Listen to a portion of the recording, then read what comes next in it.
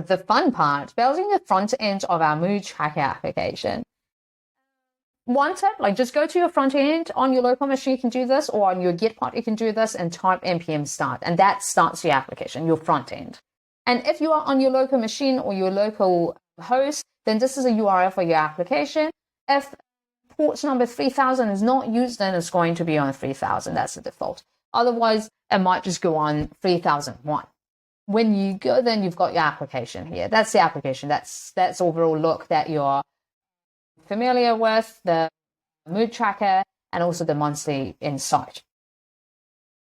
And then to build this fun and interactive mood tracker application, there are some concepts that I want to go through in this chapter. So HTML basics, because HTML is a foundational structure of web pages, CSS for styling, how to make our web pages visually appealing. And then we get to know React components, which are the building blocks of a React application, state management, how to manage and update dynamic data in our application. And then we have the React router that you're going to see how we are using routers to navigate between different pages. And then you have the calendar integration to track moods over different dates. So HTML stands for Hypertext Markup Language. It's the standard language used to create and structure web pages. In a typical HTML document like this, we have different sections. For example, the doctype HTML declaration defines this document as HTML5. And then we have the HTML, sorry, I went too far. Then we have the HTML tag that encloses all HTML content. Then we have the head section, which includes the meta information like the title. And then we have the body, and the body has different parts. We've got the header for here, which is welcome to Bytes and Balance. And we've got the paragraph. And the P tag or the paragraph, what it does is structuring text into separate blocks for better readability. And then, and after paragraph, we've got the reference A tag, which is a hyperlink. So, for example, when we have this HTTPS, Patreon, Bytes and Balance, this link creates something that, when it's clicked, takes the user to the specified URL. The text inside the A tag, visit Bytes and Balance, is what users actually see when they click on the web page. And this HTML is actually written as JSX, which is a syntax extension that allows us to write HTML-like code inside JavaScript. So exactly this HTML that we showed here, this creates an HTML web page like this, with this title and these paragraphs and this link. And if you click on the link, you go to the Patreon page or the community page. CSS stands for Cascading Style Sheets. It is used to style and lay out web pages. In a typical CSS file, we've got the first part, which is the body here, and the body selector styles the entire body of the web page with specific fonts, text alignment, background colors, and text colors. And then we have the classes, the second part of this. Classes like calendar containers style specific elements with properties like padding, background colors, rounded corners, and shadows. CSS can be applied globally or scoped to specific React components. Components are the building blocks of React application. A functional component is a simple function that returns JSX, which is HTML-like syntax written in JavaScript. For example, a functional component named Bytes and Balance here might return heading elements with some text in it, coding with creativity, logoing with balance, which is a functional part of the community, Bytes and Balance. So if we go to the next slide, in order to use this component in our application, we would need to import it and include it within another component like app. The app component renders Bytes and Balance within its JSX structure, as you can see it here. So we imported it and then we used it here. State management is about keeping track of information in an application. Imagine you have a diary where you write your daily mood. If you want to see or update your mood, you refer to this diary. In a web application, status like this diary keeps track of things like the date you've selected or the mood you're currently tracking. So this is the way that we do it in React. So state management is often handled using hooks like useState. For instance, in a mood tracker component, you might use useState to keep track of the current mood. And also we can provide a function. So when you click a button, then we can change the mood. So if we have like, imagine we have like a button that it's like a sad button or something, then we change the mood. Here is a quiz to test your understanding of React components and state management. Which of the following statements best describes the purpose of React components and state management in a React application? React components are used to encapsulate the UI and logic of an application. State management within components enables the tracking and updating of dynamic data that affects the UI. React components are mainly used to handle user input, while state management is used only for managing the application's styling. And React components are responsible for routing between different pages, and state management is used to manage the content of static HTML elements. And the last one, React components are used to define global styles for the application, while state management is used to handle API requests and responses. I'll give you a few seconds. Now, here's the correct answer. React components are used to encapsulate the UI and logic of an application. State management within components enables the tracking and updating of the dynamic data that affects the UI. React components provide a way to break down the user interface into reusable pieces, each encapsulating its own structure, style, and behavior.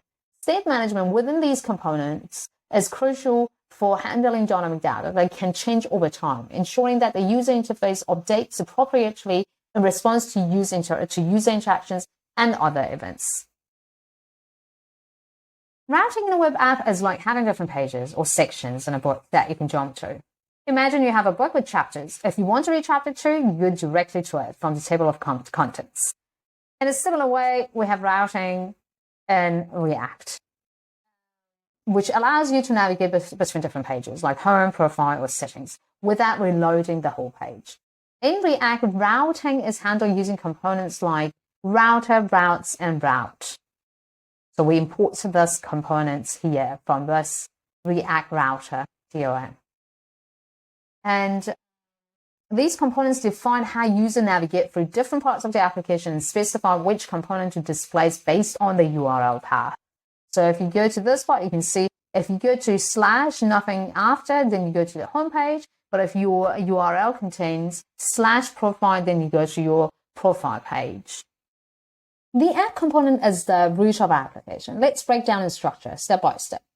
First, important is system modules and components, such as React for creating components, useState for managing state, and routing components from React Router DOM.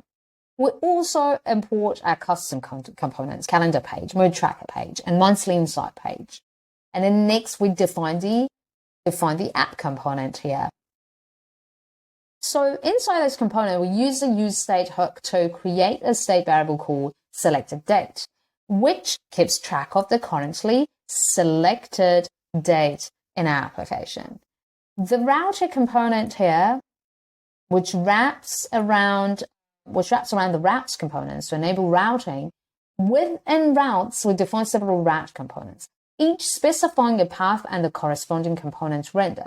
For example, the route path here, this is the route path, renders the calendar page wrapper component, which we define separately. So this one is defined here.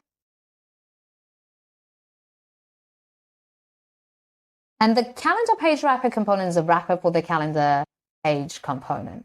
It takes set selected date as a prop and uses the useNavigate hook to get the navigate function. This function is passed down to calendar page to enable navigation. This is something that is passed down, and both of them set selected date and navigate. And now you can see the whole lot. All right, let's go to our calendar. I want to show you something. When we go to our calendar, we can choose a date. When we select a date, then we can see the entries from that date. Or the other option is we can choose a month, like for example, July, and then get the month's insight from that month. So I want to actually show you how to do this step by step. To do this step by step, we create a state variable view date here with this line of code. And this variable view date tracks the displayed months. Then we define a function. This is our next function. The function is called onActiveStartDateChange, which is called whenever the calendar's view changes.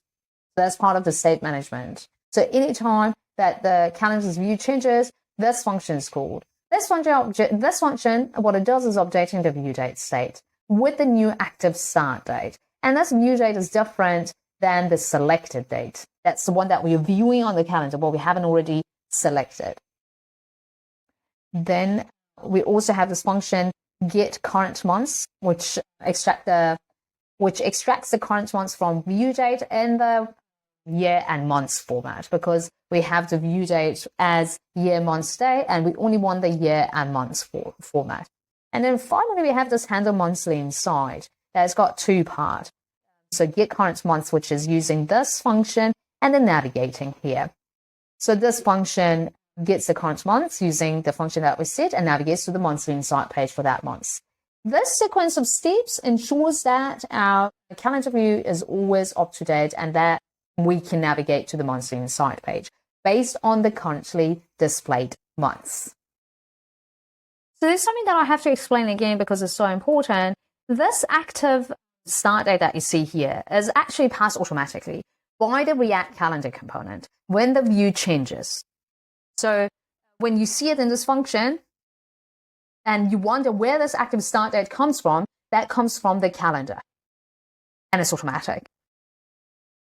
So when a date is selected in the calendar, as you saw before, we need to update the selected date and navigate to the mood tracker page.